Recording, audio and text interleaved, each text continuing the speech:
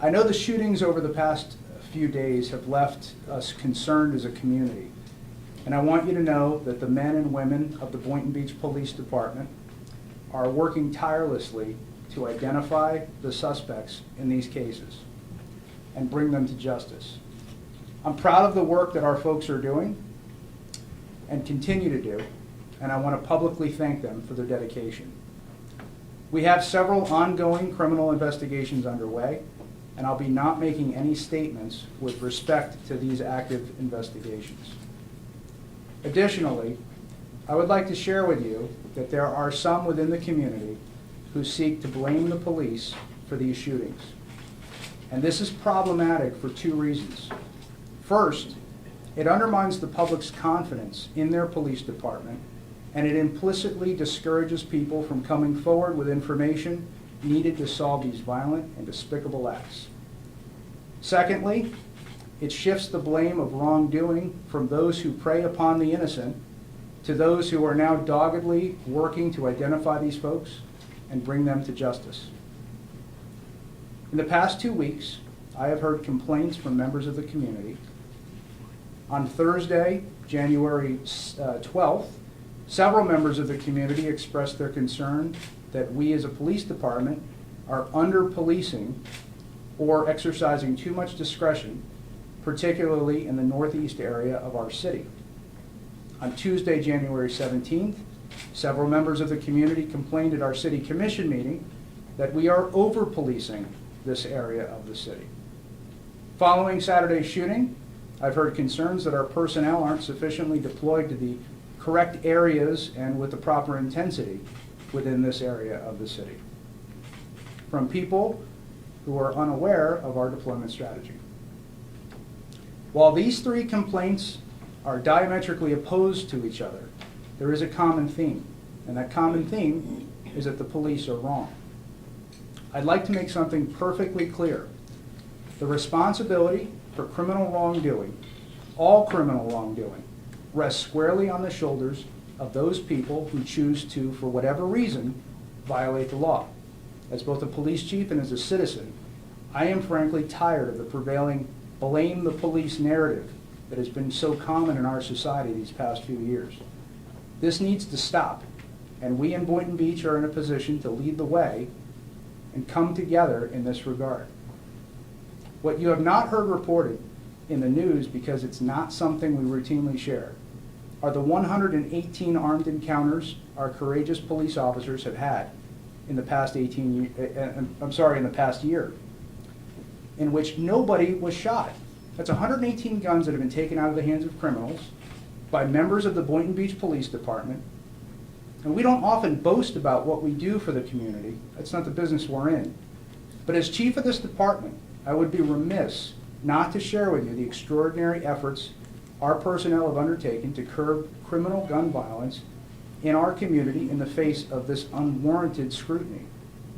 It is wholly unrealistic to believe that any police force of 155 officers can preeminently exercise their authority in a way that would prevent upwards of 50,000 people to exercise their free will in a way that would harm others. The great equalizer in this equation is community cooperation. Our effectiveness is largely dependent upon the eyes and ears of those we serve. That's not a cop-out, that's the reality of the work we do. I'm calling upon members of the community to provide us with any information you have regarding any criminal activity. However insignificant you may think this information might be, you can report it through the department's social media accounts, via telephone, email.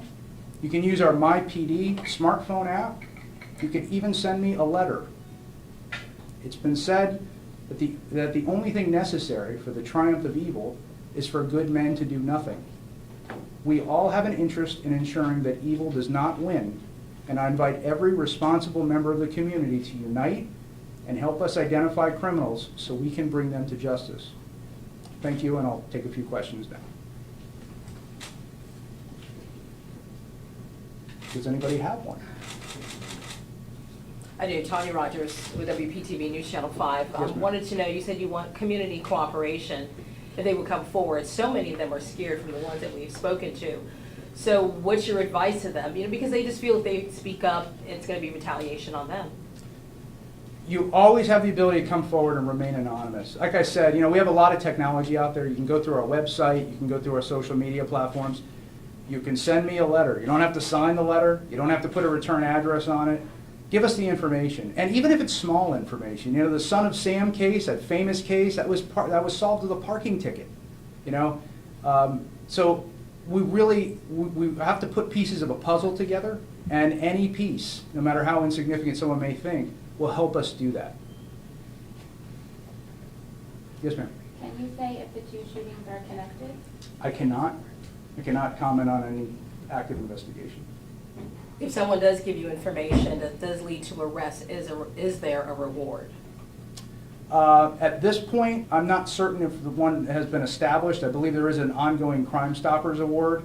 But what I would say is that there should be some intrinsic value in coming forward as a community. As I said, we're 155 sworn officers, and at any time we're policing roughly 50,000 people. We have to have the cooperation of the public that we serve. It has to be a united team effort, and I think that's why it's so important that we unify, and we don't use this as an opportunity to be divided as a community. The people that are trying to divide us as a community, they benefit actually the only people that benefit are the criminal element. And believe it or not, the criminal element's out there, and they are trying to create a divide. So we need to come together as a community, and we need to work together to address this issue. Has the criticism brought by the vice mayor earlier this week resulted in any changes, or have you spoken to him about his criticism? As I said in my previous statement, I'm going to leave the politics to the politicians, and I'm not really going to address any issues with respect to my relationship with any elected officials.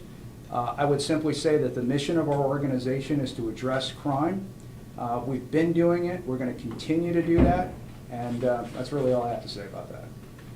And then last night you sent out the SWAT team. Can you talk about the criteria that you guys use to determine when to use them and when not to? Yeah, I'll speak in general terms. In general terms, I employ the SWAT team during situations where there's a potential risk that would exceed there's a potential known risk that would exceed the unknown risk that our officers typically face. Anybody else? Okay.